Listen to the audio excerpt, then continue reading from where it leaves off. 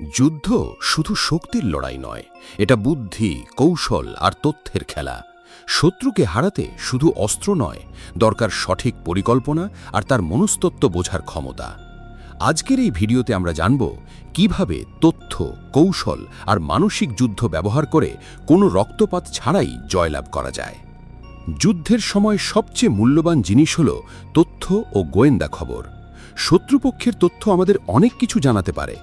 যখন আমরা এসব তথ্য পেয়ে যাই, তখন তা আমাদের পরিকল্পনাকে শুধু শক্তিশালীই নয়, বরং তাকে দৃঢ় ভিত্তিও দেয়। এসব গুরুত্বপূর্ণ সামরিক তথ্য যুদ্ধের ফলাফল বদলাতে পারে। যুদ্ধে শত্রুকে বোঝা ও সতর্ক থাকা সবচেয়ে বড় অস্ত্র। যুদ্ধ জিততে হলে অনেক সময় শত্রুকে এমন বিশ্বাস করানো হয় যে সে আসলে দুর্বল বা পরাজিত। তখন তার লড়াই করার ইচ্ছাই কমে যায়। সেই সুযোগে আক্রমণ করে তাকে সম্পূর্ণভাবে হারিয়ে দেওয়া যায়।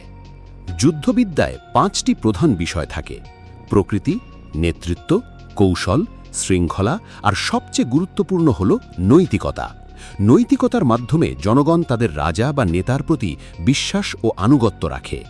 এই বিশ্বাসের মাধ্যমে নেতা জনগণকে এমন কাজও করাতে পারে যা তারা হয়তো অন্যথায় করত না। এমনকি মানুষ নিজের প্রাণ দিতেও প্রস্তুত হয়ে যায়। প্রাচীন কৌশলে বলা হয়েছে, শত্রুকে হারানো বড় কথা নয়, বরং যুদ্ধ না করেই জয়লাভ করাই আসল সাফল্য। শত্রুর মন থেকে জয়ের আশা দূর করে দিলে তার লড়াই করার ক্ষমতা কমে যায়। পরবর্তী ধাপে নিজের সব সম্পদ ও শক্তি সঠিকভাবে ব্যবহার করতে হয়, যাতে হারার সম্ভাবনা কমে যায়। শত্রুর দুর্বলতাকে নিজের সুবিধে কাজে লাগাতে হয়। অহংকার একজন মানুষের সবচেয়ে বড় শত্রু। অহংকার মানুষকে অন্ধ করে দেয় এবং রাগ তৈরি করে। রাগে মানুষ ভুল করে বসে।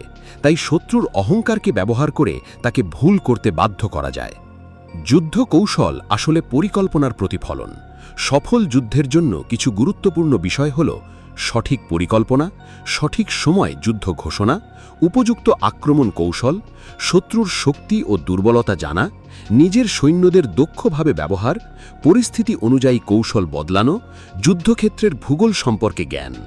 এগুলোর থেকেও গুরুত্বপূর্ণ হল প্রতিটি যুদ্ধই কিছু না কিছু প্রতারণা বা কৌশলের ওপর ভিত্তি করে হয়। যখন তুমি আক্রমণ করবে, তখন শত্রুকে মনে হতে হবে তুমি প্রস্তুত নও। যখন তুমি শক্তিশালী, তখন তাকে দুর্বল মনে করাতে হবে। কাছে থাকলে তাকে দূরে মনে করাতে হবে, আর দূরে থাকলে কাছে মনে করাতে হবে। এইভাবে তাকে বিভ্রান্ত করে পরে আঘাত করতে হয়। সবচেয়ে বড় সমস্যা হলো আমাদের ভেতরের ভয়, অজানার ভয়। অনেক সময় বিষয়গুলো শুধু সাময়িকভাবে আমাদের অজানা থাকে। তাই শত্রুর শক্তি ও পরিকল্পনা বুঝতে পারা খুবই জরুরি।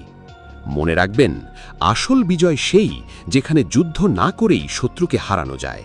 সঠিক কৌশল, ধৈর্য আর জ্ঞানের মাধ্যমেই সম্ভব সবচেয়ে বড় জয়। যদি ভিডিওটি ভালো লেগে থাকে, তাহলে লাইক, শেয়ার এবং সাবস্ক্রাইব করতে ভুলবেন না।